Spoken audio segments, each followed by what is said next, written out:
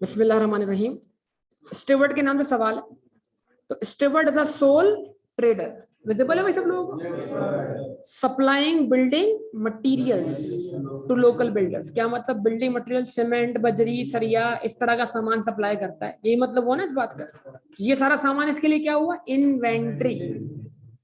He prepared his accounts to 30 June each year. इसका साल कहाँ खत्म होता है? 30 जून पर। साल का खत्म हुआ 30 जून पर, पक्का confirm. At 30th June 2013, his trial balance was as follows. Capital at 1st July 2012 55,550। Purchase and sales मिला के दी हुई है, तो आप बताइए कौन सी परचेज है और कौन सी सेल है? डेबिट वाला परचेज होना चाहिए, क्रेडिट वाला सेल होना चाहिए। इतनी अब तमीज आपको आ जानी चाहिए। रिटर्न्स, अब ये सब एक परचेज रिटर्न है और एक तो जो सेल के अपोजिट लिखा हुआ है, सेल के अपोजिट सेल्स रिटर्न, परचेज के अपोजिट परचेज रिटर्न। कुछ लॉजिक इस्तेमाल करके बंदा चीजें समझ सकता है। डिस्काउंट से मिला के लिखे हैं, तो कौन सा वाला एक्सपेंस है और कौन सा वाला इनकम है? एक्सपेंस का बैलेंस डेबिट बैलेंस होता है, तो डेबिट वाला डिस्काउंट एक्सपेंस है और क्रेडिट वाला डिस्काउंट इनकम है। बिल्डिंग मटेरियल्स एट 1st जुलाई 2012, opening inventory, packing material, purchase.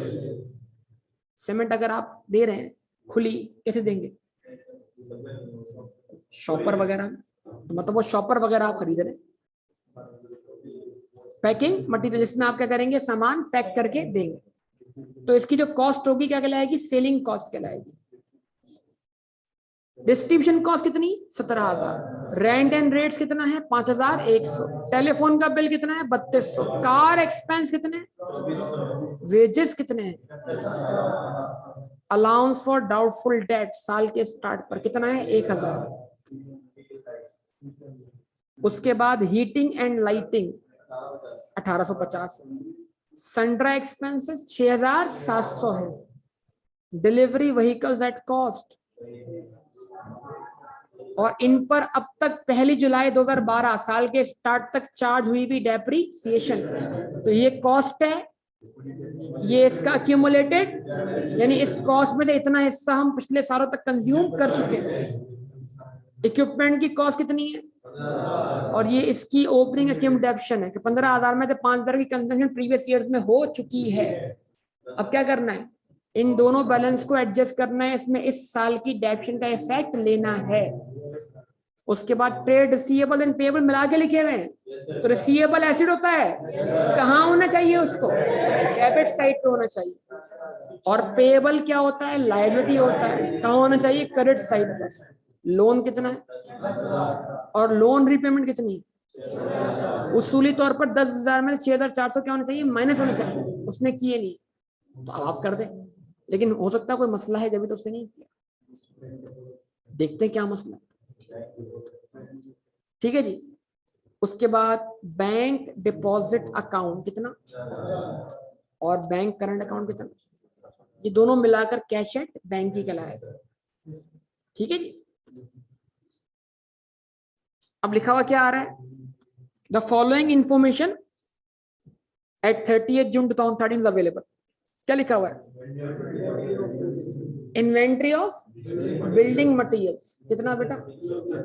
तो जो आपने बिल्डिंग मटेरियल खरीदा है, इतने से बिल्डिंग मटेरियल आपके पास क्या है? अनसोल्ड पड़ा हुआ है।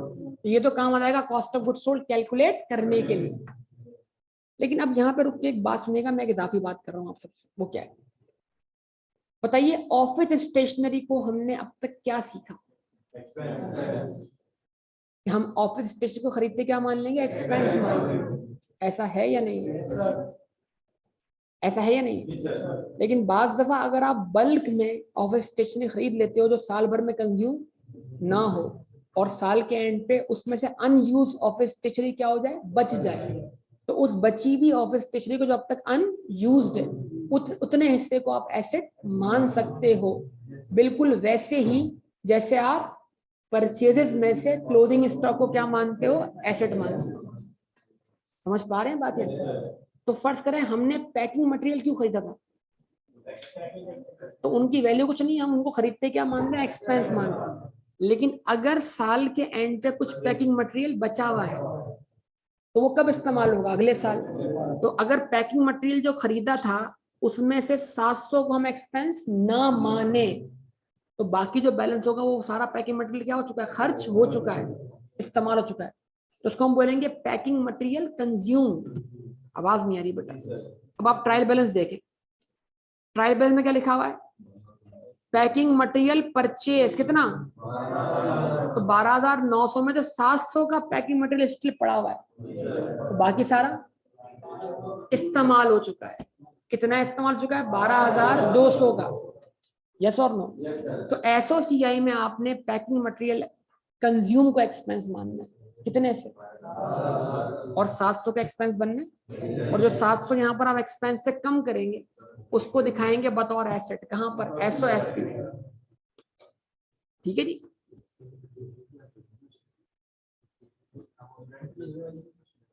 परचेज में तो माइनस करवा रहा हूं बेटा, पैकिंग मटेरियल परचेज ये ना,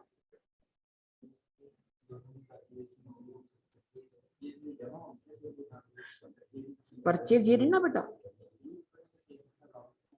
वो परचेज इसकी है, वो परचेज इसकी है बेटा, बिल्डिंग मटेरियल। जो परचेज होती है आमतौर पे इन्वेंट्री की होती है ना, ये इन्वेंट्री थोड़ी तो पैकिंग मटेरियल है। तो पैकिंग मटेरियल की परचेज अलग से दी हुई है। आप दो चीजें खरीद रहे हो ना, सीमेंट खरीद रहे हो और सीमेंट देने के लिए थैली खरीद रहे हो, तो बेच क्या रहे हो, सीमेंट बेच रहे हो, थैली बेच रहे हो। अच्छा, तो आप जूतों के साथ शॉपर भी बेचते हो आप यार, वो बेचने के लिए आपको अपनी जेब से खर्चा करना पड़ता। इसका मतलब आप समझो, अगर आप मार्केट से दूध लेकर आते हो डेयरी वाले से, पता नहीं कहाँ समझ से बाहर है यार। आमतौर पे सामान किसी ना किसी कंटेनर में आता है, तो आप किस चीज के पैसे दे रहे हो असल में, सामान की। तो इसका मतलब आपकी परचेज आपकी इन्वेंट्री है। इस परचेज से मुराद वो सामान है जो आपका बिजनेस है, इससे मुराद थैलियां नहीं है भाई। थैली की परचेज ही आ गई आगे 12,000।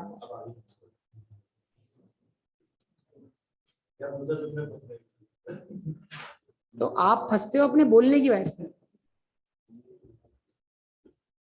या तो आप जवाब दे दो उसको।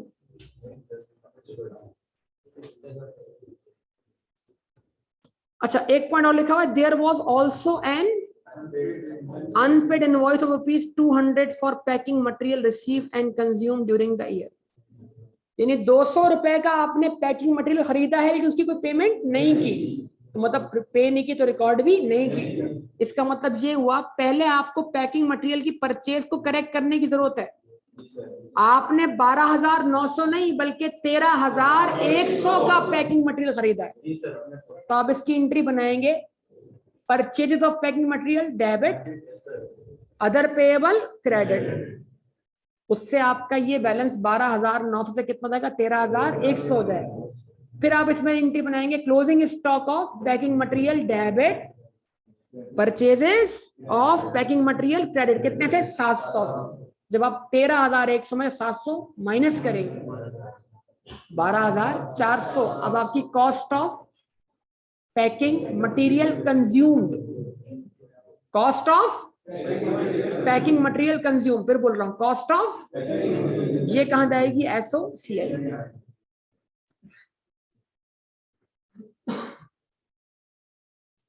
उसके बाद प्रीपेमेंट्स, आपके रेंट एंड रेट्स कितने से प्रीपेड है, तो ऊपर लिखे हुए रेंट एंड रेट्स के बैलेंस में 450 का कर दें, क्रेडिट कर दें, और उसको क्या मान लें, एसेट मान लें। Accrued expenses, heating and lighting कितने से अक्रूड है, 400 से, तो हीट एंड लाइट वाले हेड को 400 से बढ़ाकर इनकी लाइब्रेरी क्या कर दें, क्रेडिट कर दें।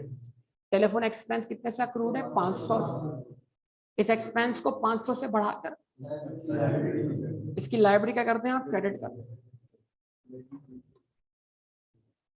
वेजेस इंक्लूड, ये है सवाल, wages include 23,800 cash withdrawn bye steward. देखो, अगर स्टीवर्ड ने कैश विड्रॉ किया था अपने जाती इस्तेमाल के लिए, तो पहले सिर्फ कैश विड्रॉ होने को देखो, कैश या बैंक क्या हुआ, क्रेडिट हुआ। अब डेबिट क्या होना चाहिए था? ड्रॉइंग्स। उसने गलती से क्या डेबिट कर दिया? वेजेस। तो अगर वेजेस के अंदर ड्राइंग का एलिमेंट क्या है, मौजूद है, और वो बिजनेस का एक्सपेंस नहीं है, तो वेजेस आपने गलत डेबिट किया ना। कितने से? 23,800 से। अब क्या करना है? वेजेस को कम करने की जरूरत है। क्या करें? कम कैसे करें? वेजेस क्रेडिट कर दे, और ड्राइंग अकाउंट क्या करते हैं? डेबिट। याद रहेगा? ये एरर है। क्या है?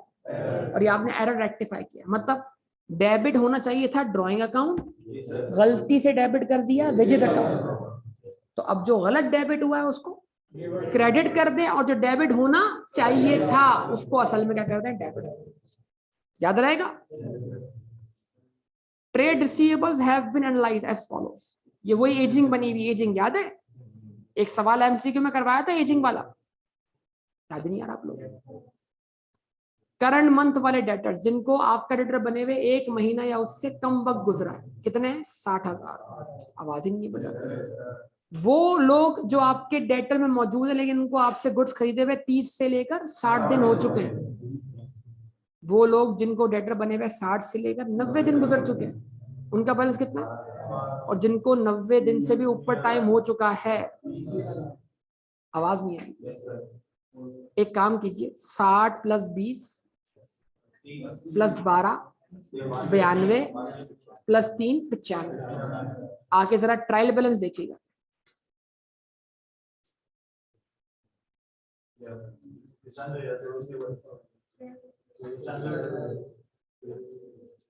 यानी इसी 95 को 4 क्लास इंटरवल्स बनाकर स्टेटिस्टिकली लिखा हुआ है। नहीं? बोले जवाब दे। क्यों लिखा हुआ है? ताकि उन पर अलग अलग रेट लग सके। लेकिन एक मसला बोल रहा है। वो क्या बोल रहा है?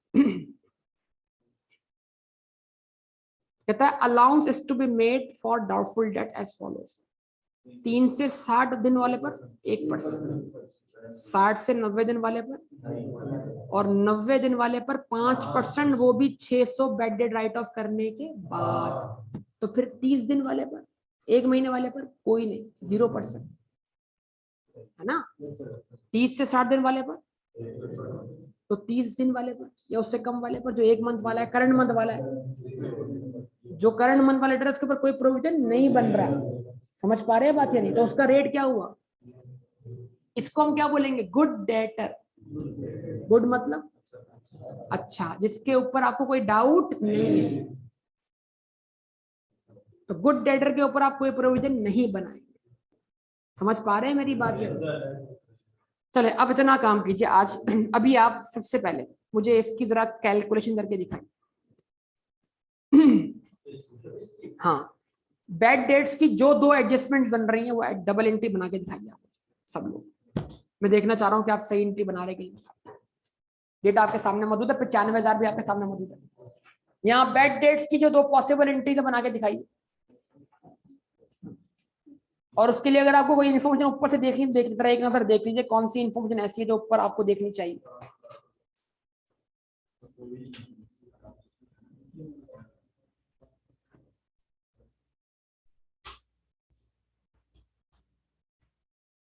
कोई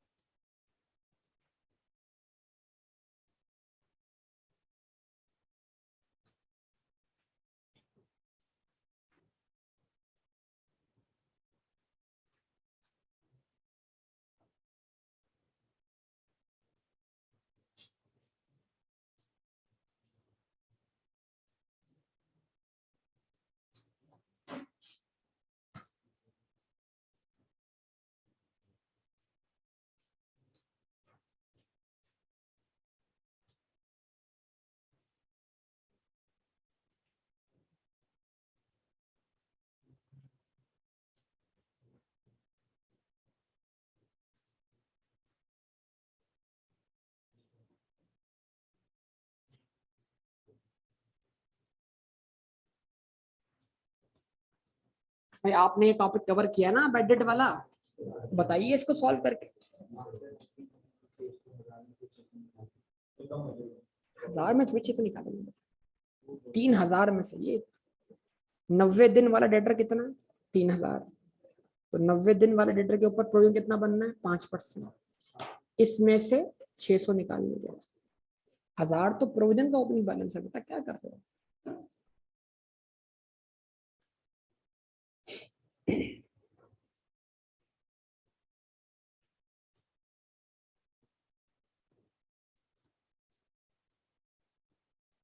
दो एडजस्टमेंट बनेगी ना, एक राइट ऑफ की भी तो बनेगी, वो भी तो बताइए।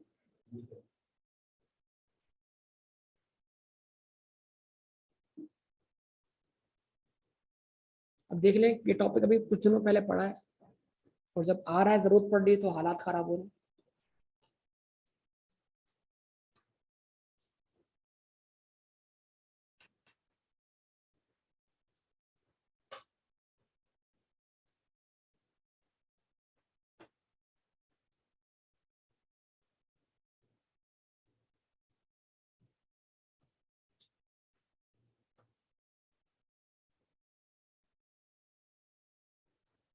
$3000 - 600, लेकिन बेड डेट के राइट ऑफ होने की भी तो एंट्री बनानी पड़ेगी ना।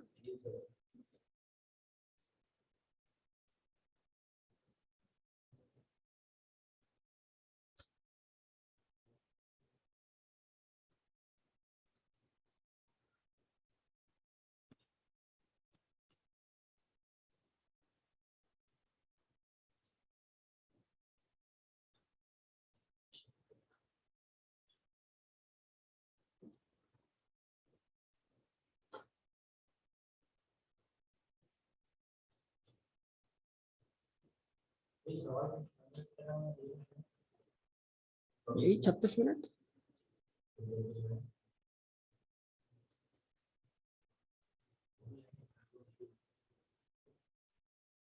ये तो मैं कह रहा हूँ वो तो जाएंगे।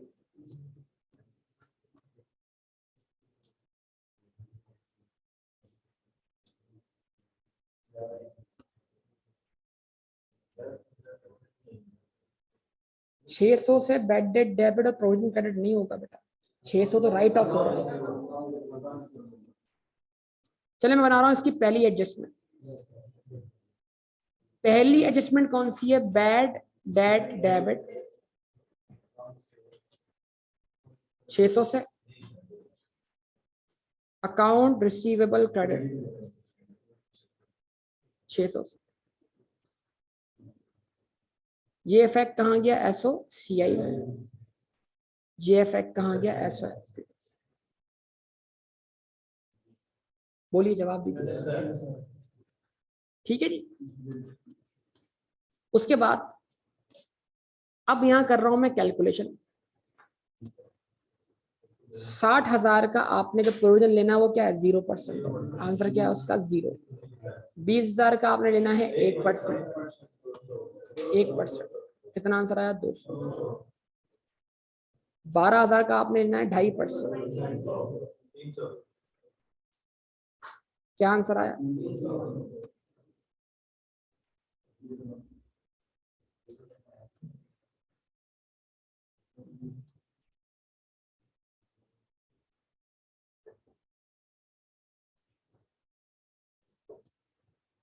हाँ जी बताइए। 12,000 का 2.5%, कितना आंसर आया, 300।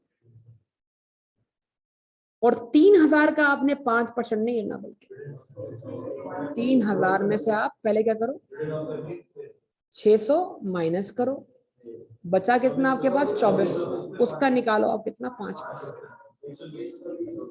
120। इन सबको ऐड करोगे तो मिलेगा प्रोविजन फॉर डाउटफुल डेट का बैलेंस सीडी कितना, 620। और इसमें से 1000 वाला ओपनिंग बैलेंस क्या करवा लो, माइनस करवा लो, तो 380 का क्या आ रहा है, डिक्रीज आ रहा है। आवाज नहीं आ रही बेटा, हाँ अब एंट्री बनेगी क्या, दूसरी एंट्री,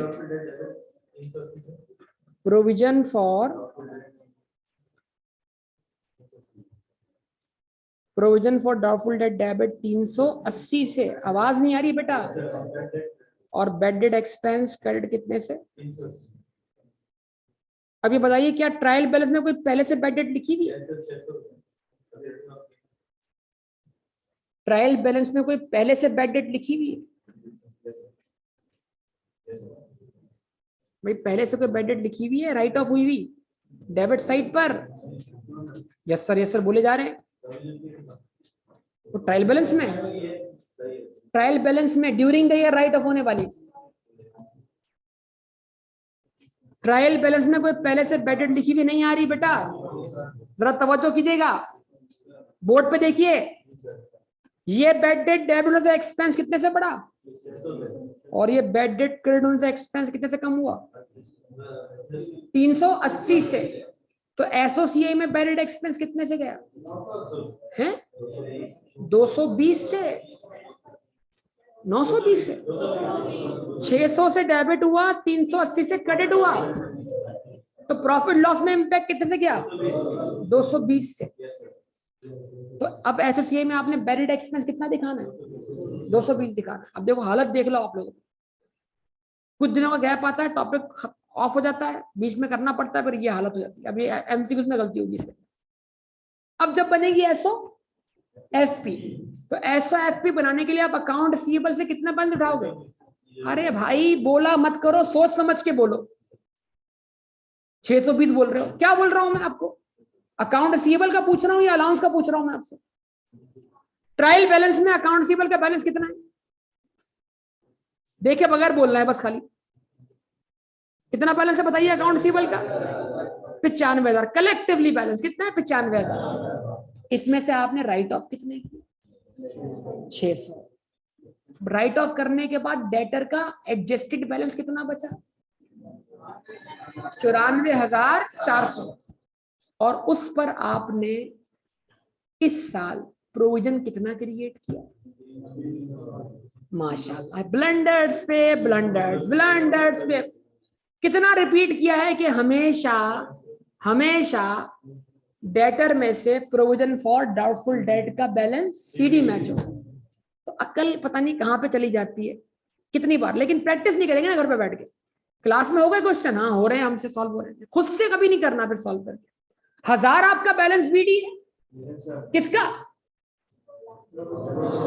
एक बोल रहा है, पीछे 10 बोलेंगे, धक्का लगता है। 1000 क्या है?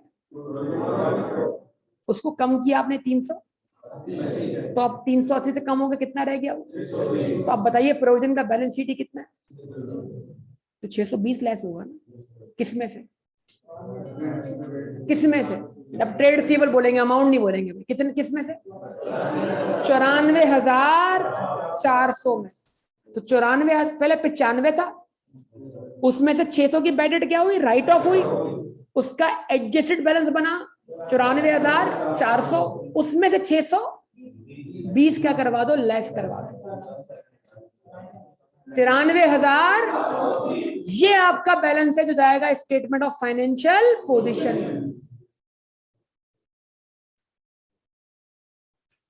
भाई बात समझ में आ रही है आप लोग या नहीं आ रही? अब देखें, बड़ा क्वेश्चन आया, गलती शुरू हो गई। सबसे आसान हल, वन अकाउंट अप्रोच, वो भी याद नहीं होगी आप लोग। वन अकाउंट अप्रोच में हम क्या करते हैं? हम एक अकाउंट बनाते हैं, किसका? प्रोविजन फॉर डाउटफुल डेट का। उसी अकाउंट से सब कुछ भेज देते हैं हम कहां पर? Profit and loss account.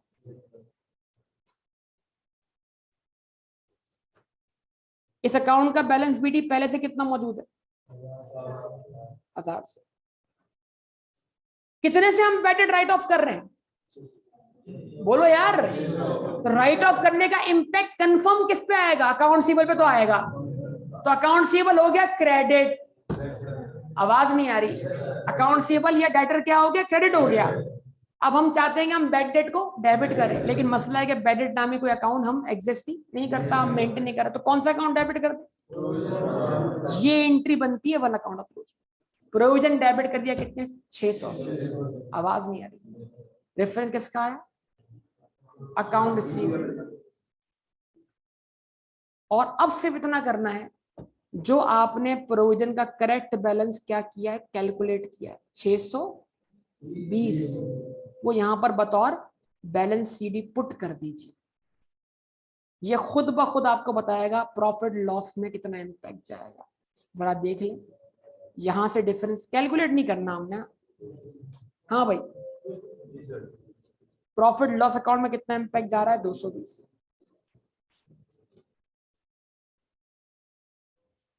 ये भी सिखाया था, प्रॉफिट लॉस अकाउंट में कितना इम्पैक्ट है, 220। तो ये वन अकाउंट के थ्रू सब कुछ निकल रहा है। इतना जा रहा है एसओ सीआई में, ये मैच हो रहा है डेटर के एडजस्टेड बैलेंस से 600 की बेटेड राइट ऑफ करने के बाद। बार बार बोल चुका हूं, एसओएफपी में हमेशा डेटर के क्लोजिंग बैलेंस से प्रोविजन का क्लोजिंग बैलेंस क्या होगा, लेस होगा, ना कि वो बैलेंस जिससे आपने एंट्री पास की है।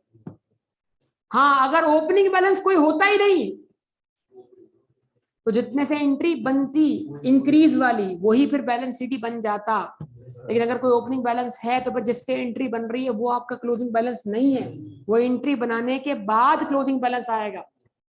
ये कॉन्सेप्ट आपको बार बार बताया गया है। यही मिस्टेक है जो एग्जाम में होनी है, बचे इन मिस्टेक्स से। ये मिस्टेक्स फजूल में आपके जो नंबर आपको आते हैं वो आपके हाथ से ले जाएंगे। कितनी एमसीक्यू सॉल्व कर लिए, कितनी बार आपसे पूछ लिया कि बताइए क्या इम्पैक्ट होने चाहिए, सब आपने ठीक बताया उस वक्त, लेकिन आज जब दोबारा कुछ गैप के बाद बारी आई है तो हालात खराब है। फिर मैं टू अकाउंट अप्रोच से पूछता हूँ, मैंने बैड डेट के अकाउंट को डेबिट कितने से किया, फिर बैड डेट के अकाउंट को क्रेडिट कितने से किया, तो बैड डेट नेट हो गया, कितना बचा। तो बैड डेट एक्सपेंस के अकाउंट से प्रॉफिट लॉस अकाउंट में कितना इम्पैक्ट जा रहा है, 220 का अकाउंट बना के देख ले। फिर प्रोविजन का अकाउंट ओपन करें, यानी जो भी है भाई, जिसके भी रेफरेंस से आ रहा है उसको बोलना असली नाम से ज्वाइन कर ले, मैं उसको मना नहीं करूंगा। रॉयल गेमर, कौन है भाई रॉयल गेमर? कोई है आपका जान पहचान वाला, बताइए। गेमिंग करता हो? हाँ, इत्तला मिल गई इसको फौरन, अब ये निकल गया भाई। जो भी है इसको बोले प्लीज असली नाम से, इसको कुछ नहीं बोला जाएगा, असली नाम से ज्वाइन कर। अरीब तो नहीं आया? क्या पता कोई नया नाम हो, आपको ना पता। हाँ वही है, वही है, कभी रॉयल गेमर के नाम से। अब जो भी है इसको मना थोड़ी, आगे ज्वाइन कर ले, पढ़ ले, पढ़ाई में क्या मसला है, मतलब पढ़ना ही चाह रहा है ना, इतनी अच्छी बात है। एक बंदा पढ़ना चाह रहा है, यहाँ तो हम पढ़ना ही नहीं चाह रहे, तभी पढ़ाने की कोशिश कर रहे हैं।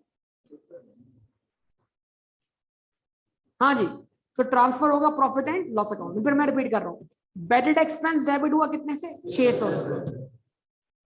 बेडेड एक्सपेंस क्रेडिट हुआ कितने से, एक्सपेंस बढ़ाया 600 से, एक्सपेंस कम किया 380 से, नेट एक्सपेंस प्रॉफिट लॉस में गया।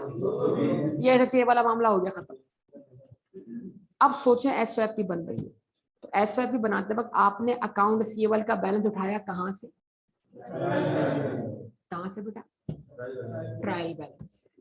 कितना बेटा, कितना बेटा, 95,000। उसमें आपने कौन सा इफेक्ट लिया, क्रेडिट वाली एंट्री का। वो 600 उसमें बढ़े या कम हुए, अब कम हो के बैलेंस कितना रह गया। ये बैलेंस कहां जाना चाहता है, एसओएफपी, भेजो, जाने दो, जाने दिया, जाने दो, अभी बोलो जाओ जाओ जाओ। अब उसके बाद आप आ जाओ कौन से वाले अकाउंट में, प्रोविजन वाले अकाउंट में। ट्रायल बैलेंस में प्रोविजन का बैलेंस कितने से मौजूद है, माशाल्लाह। यही तो मसला है, आप आखिरी बात करते हो, मैं बात शुरू से कर रहा हूं। मैंने बोला ट्रायल बैलेंस में देख लो भी, जो सवाल पूछा जाए जवाब हमेशा उसका दिया जाता है, अपना जवाब नहीं होता। कितना बैलेंस था, बैलेंस बीडी 1000 था, 1000 को हमने डेबिट किया, वो क्रेडिट था, डेबिट हुआ कितने से, 380 से। तो 380 से कम होने के बाद कितना रह गया, अभी जो जा रहा है एसओएफपी में 94,400, उसको 620 को बोलो जाओ भाई नेट कर दो उसको जाके वहां पर। तब जब नेट हुआ कितना बचा, अब नेट नहीं हो रहा है, हालत देखो हमारी। तो SOFP में डेटर का बैलेंस नेट कितने से अपीयर होगा? 93,000। ये अगर हमें आ रहा है तो हमसे पेपर सॉल्व होगा, वरना गलतियां बहुत सारी होने वाली हैं, तैयार रहिएगा। एक ऐसा टॉपिक जो आपको आता है, आसानी से आप थोड़ा बहुत बातें सुनकर कर सकते हैं, उसमें अगर आप मिस्टेक्स करेंगे तो आपके जो सही आंसर है वो भी गलत हो जाएंगे, और एग्जामिनर को पता है कि आपने कौन सी मिस्टेक करनी है, तो ऑप्शन वो वाला भी रेडी होगा और आपको लग रहा होगा हाँ यार ये तो आंसर आ रहा है मेरे पास, आप खुश है।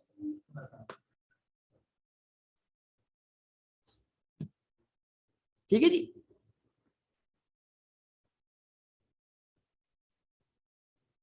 उसके बाद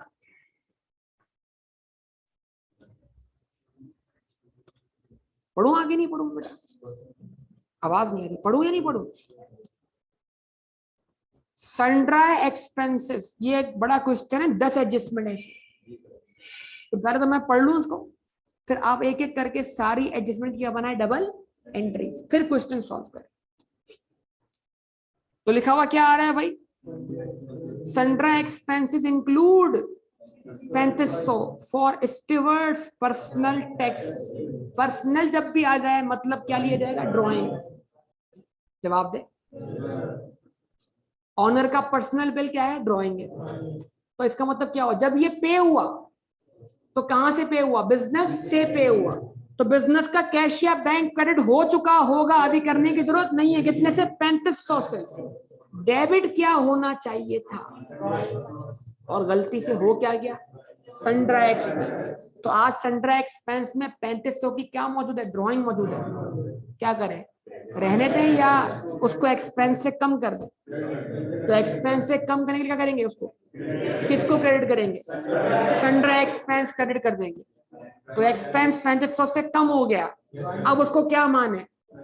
एसेट माने या ड्राइंग माने? तो क्या ड्राइंग एसेट नहीं होता? ड्राइंग एसेट नहीं होता, कॉन्ट्रा कैपिटल होता। तो एंट्री क्या बनी? Drawing debit. यही चीज है, आपको सही एंट्री होती चाहिए। ये बननी थी, बन कुछ और गई, अब क्या कर लो, दोनों का डिफरेंस लेके एडजस्ट कर लो। उसके बाद the loan was taken out some years ago, कुछ सालों पहले। कुछ शॉर्ट टर्म लोन हुआ, लॉन्ग टर्म लोन हुआ, कुछ सालों पहले लिया और आज भी चलता हुआ आ रहा है। The final payment is due on 31 March 2040। The figure shown in the trial balance for loan repayment includes 800 रुपए इंटरेस्ट। खतरनाक बात बोल दी। इस चीज को आई कैप पेपर में 3 से 4 तरीकों से टेस्ट कर चुका है। 10,000 रुपए, 10,000 रुपए क्या लोन का बैलेंस है, इसके बदले इतनी पेमेंट हो चुकी है, तो आपने लोन अकाउंट डेबिट करने के बजाय लोन रीपेमेंट अकाउंट क्या कर दिया? डेबिट कर दिया। अगर आपने 6,400 की पेमेंट को लोन अकाउंट में डेबिट किया होता तो ये बैलेंस 10,000 नहीं दिखता, बल्कि 3,600 दिखता। आवाज ही नहीं है। लेकिन जब लोन होता है ना, वो प्रिंसिपल अमाउंट होता है, आपको बताना ना प्रिंसिपल, और जो ये रीपे हो रहा है इसमें प्रिंसिपल भी है और इंटरेस्ट भी है। तो क्या हम इंटरेस्ट को प्रिंसिपल से माइनस कर सकते हैं? प्रिंसिपल से तो सिर्फ प्रिंसिपल ही क्या होना चाहिए? माइनस होना चाहिए। तो आपने जब 6,400 लोन रीपेमेंट के तौर पे डेबिट किए हैं तो बस वो एक पेमेंट रिकॉर्ड हो गई है और एक नया हेड खुल गया है। इसमें 800 आपका क्या है? इंटरेस्ट है। इंटरेस्ट को ले जाना है SOCI में, और जो बाकी रकम है उसको इस लोन के बैलेंस से क्या कर देना है? एडजस्ट कर देना। आवाज नहीं आ रही, यानी क्या कर देना है? कम कर देना। तो फिर आपका लोन का रिमेनिंग बैलेंस बच जाएगा। 6,400 में से आप 800 निकाल दो, तो 800 ले गए आप कहां पर? SOCI में, और 5,600 से आपने क्या कर दिया? लोन अकाउंट को डेबिट कर दिया, यानी उसके बैलेंस को कम कर दिया। तो जब आपने 10,000 में से 5,600 माइनस किया, 4,400 का लोन बचा, जो कहां जाएगा? SOFP में। लेकिन इसकी आपको एंट्री बना के एडजस्टमेंट बनानी। देखते हैं आप में से कितने लोग बना पाते हैं। चलिए मैं बता देता हूँ। ये जो आपने डेबिट किया हुआ है ना, ये कोई हेड नहीं है। आप इस हेड को क्लोज कर दें, लोन रीपेमेंट क्रेडिट, ताकि ये डेबिट वाला इफेक्ट क्रेडिट वाला इफेक्ट से क्या होता है? कैंसिल, ये अकाउंट क्लोज हो जाए। अब ये इफेक्ट 6400 को दो अकाउंट में जाना चाहिए था, 800 से जाना चाहिए था इंटरेस्ट एक्सपेंस अकाउंट में, और 5600 से 5600 से जाना चाहिए था लोन के अकाउंट। तो इंटरेस्ट एक्सपेंस डेबिट करते हैं 800 से, लोन अकाउंट डेबिट करते हैं 5600 से, कंपाउंड एंट्री बना। ये बनानी है भी आपने एंट्री सारी की सारी, ये भी सारी आप बारी बारी बनाएंगे एंट्रीज, फिर क्वेश्चन सॉल्व होगा। ऐसे सॉल्व होने वाला नहीं है बेटा क्वेश्चन, क्वेश्चन है आपके लिए चैलेंजिंग, थोड़ा सा एडजस्टमेंट ज्यादा है इसके अंदर। Bank deposit account was open 1 January 2013, अब अभी कहां पर है, 31 दिसंबर नहीं 30 जून, तो इसका मतलब आज ईयर एंड से 6 महीने पहले आपने अकाउंट खोला, कौन सा, सेविंग अकाउंट, तो उस पर इंटरेस्ट लगना कब से शुरू होगा। यार आप लोग क्या है बेटा, क्या मसला है, सवाल आप सुनते नहीं सही से। आपने बैंक में पैसा, सेविंग अकाउंट जो कि इंटरेस्ट देता है, कब डिपॉजिट किया, तो इस पे इंटरेस्ट लगना कब से शुरू होगा, 1 जनवरी से, और अभी आप कहाँ रुके हैं 30 जून पर। तो इस अकाउंटिंग पीरियड में इसमें ज्यादा में ज्यादा कितना इंटरेस्ट ड्यू हुआ, वो इंटरेस्ट आपने पे करना है, रिसीव करना है, तो इस हिसाब से वो आपका एक्सपेंस हुआ, इनकम हुआ। ये ब्रेनस्टॉर्मिंग अपने आप की करनी पड़ती है, अब ये जब हो रही है तब मैं बोल रहा हूँ, आप कुछ नहीं सोच रहे। तो इस अगर ये इंटरेस्ट इनकम ड्यू हो चुकी है, रिसीव नहीं हुई, तो इस इनकम को क्या बोले, रेंट इनकम बोले। माशाल्लाह कोई बोला रेंट इनकम बोले, क्या बोले, अक्रूड इनकम बोले। और अक्रूड इनकम की एडजस्टमेंट क्या होगी, जितने से इनकम पर हमारा राइट टू रिसीव क्या हो गया, एस्टेब्लिश हो गया, उतने अमाउंट से अदर रिसीवेबल, इंटरेस्ट रिसीवेबल क्या कर दें, डेबिट कर दें, और इंटरेस्ट इनकम देख लें। अब आप जवाब नहीं दे रहे कोई। Bank deposit account was open on 1 January 2013 as a short term investment, interest is credit at 30 for December annual. Bank आपको इंटरेस्ट कब देगा, 31 दिसंबर को पे करेगा बैंक। लेकिन अगर बैंक ने 6 महीने का इंटरेस्ट पे नहीं किया तो कम से कम आपका 6 महीने का राइट टू रिसीव तो क्या हो गया, एस्टेब्लिश हो गया। तो 30 जून तक आपका हक बनता है कि आपको 6 महीने का इंटरेस्ट मिलना चाहिए, रिसीव भले कभी भी हो। The average rate of interest since opening the account has been 6% per annum. तो आपने अकाउंट कितने से ओपन किया हुआ, ये क्वेश्चन आपको बता रहा है, ट्रायल बैलेंस देखना पड़ेगा। बैंक डिपॉजिट अकाउंट कितना, 15,000 का कितना परसेंट निकालिए, जहमत कीजिए, 900, बस खत्म, मल्टीप्लाई बाय 6 डिवाइडेड बाय 12, 450। इससे क्या एंट्री बनाएंगे, ये इंटरेस्ट आपके लिए क्या है, इनकम। इनकम कैसे रिकॉर्ड होती है, क्रेडिट करके, डेबिट करके, और ये पैसे आपको मिल चुके, रिसीव हो चुके हैं, या राइट टू रिसीव एस्टैब्लिश हुआ, वो क्या आपके लिए एसेट है। एसेट कैसे रिकॉर्ड करें, तो एंट्री क्या बनी बता दें मेहरबानी, इंटरेस्ट रिसीवेबल डेबिट, या accrued income debit, interest income credit. नहीं देख रहे हैं आप, हाँ तो कर रहे हैं, लेकिन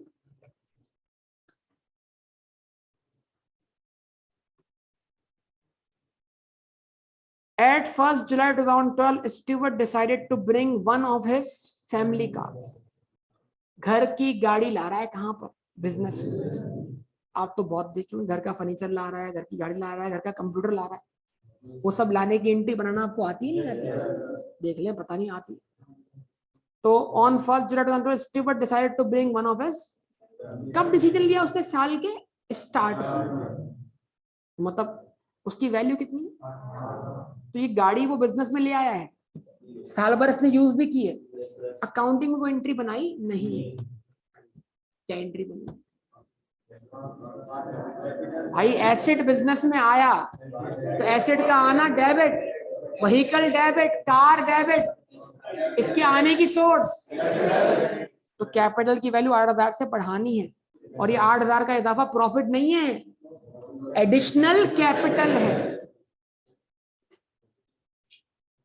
फिर यार वो आ रही है डेप्शन, एक बात तो मैं पूरी करूं, और जो गाड़ी आपके पास पहले से मौजूद है उसमें ये भी क्या क्या हो जाएगी, आके ऐड हो जाएगी।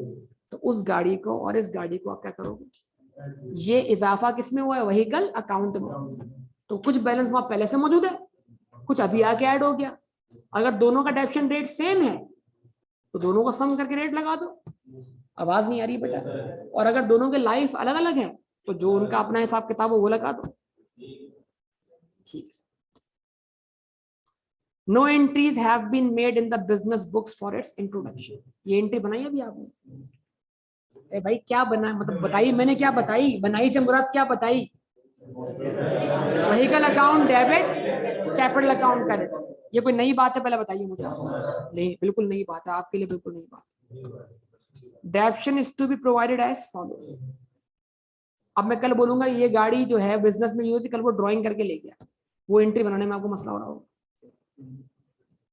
यही ना एग्जाम में ये कर तब्दीलियां हल्के फुल्की करता रहेगा, चीजें वही की हुई होंगी। कभी घर से गाड़ी ला रहा है, कभी बिजनेस की गाड़ी घर ले जा रहा है, बिजनेस से खत्म, निकाल ली उसने गाड़ी। Depreciation is to be provided as follows: 20% on cost of delivery vehicles. Delivery vehicle पे कितनी? 25% ऑन फॉर कार। ठीक है जी। और 25% रिड्यूसिंग बैलेंस फॉर, बड़ी खतरनाक बात हो गई।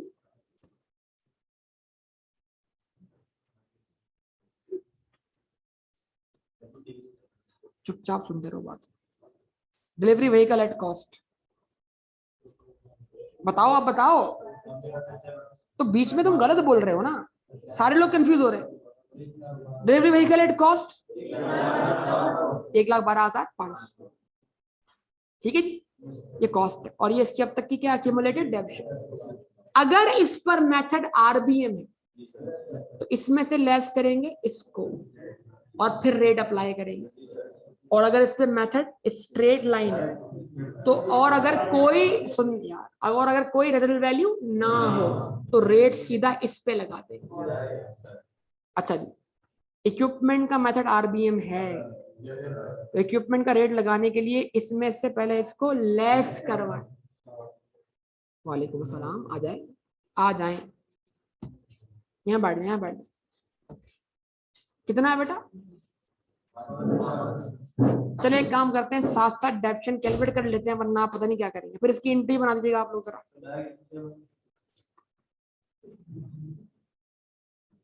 फिर तुम बोलते हो कि मैं बोल रहा हूं, मैंने क्या बोला कि आपने इस पूरा लेक्चर सुना, आपका सबसे पहला काम है एडजस्टिंग एंट्री बनाना, ये मेरी तरफ से रिक्वायरमेंट, फिर आप ये रिक्वायरमेंट पूरी करेंगे ये वाली। तो आज की आपका सिर्फ ये होमवर्क होगा, तो मैंने समझाया और कोई नहीं। और ये कर लिया तो समझ लें अब आप पेपर के 20 नंबर के अहल हो गए, वरना आप ना अहल है। ठीक है जी। डिलीवरी व्हीकल की कॉस्ट पे लगाना है रेट, मेथड कौन सा हुआ? Straight line. आइए डिलीवरी व्हीकल की कॉस्ट देखते हैं, क्या कॉस्ट है इसका, कितना निकालेंगे? 20% निकालिए इसका, 1,12,500 का 20% निकालिए। सबसे अलग होके कुछ ना कुछ नया करना है। एंट्री बनी डेप्शन एक्सपेंस डेबिट 22,500 से अक्यूमुलेटेड डेप्शन क्रेडिट, तो 22,500 का एसओ सीआई में, 22,500 35,000 में आके क्या हो गए? ऐड हो गए, और इन दोनों का सम एसओएफ बनाते हुए किसमें से क्या होगा? लेस होगा। पक्का बेटा? अभी आपने कार इंट्रोड्यूस की है घर वाली, कितनी? 8,000। ये इस कार का पहला साल है। आवाज नहीं आ रही? और भले मेथड कौन सा हो, आरबीएम हो, तो आरबीएम में पहले साल तो रेट कॉस्ट पे लगता है। तो अब आप क्या करें, 25% बैलेंस लें कार का, 8,000 का 25%, 2,000 से क्या एंट्री बनी? डेप्रीसिएशन एक्सपेंस डेबिट, 2,000 भी कहां गया? एसओ सीआई में। अक्यूमुलेटेड डेप्शन क्रेडिट 2,000 से, तो एसओएफपी बनाते वक्त 8,000 में से आप 2,000 लेस करवा देंगे, क्योंकि इसका कोई प्रीवियस बैलेंस मौजूद नहीं है। हाँ, अगले साल इस कार पर आप डेप्शन जो कैलकुलेट करेंगे वो 8,000 पे नहीं बल्कि 6,000 पे। ये तो याद है ना बेटा, या ये सब कुछ भूल चुके हैं? उसके बाद 25% on reducing balance for the equipment. जो इक्विपमेंट है उसके ऊपर ही 25% रेट लगाना है, लेकिन कौन से मेथड से? आरबीएम से।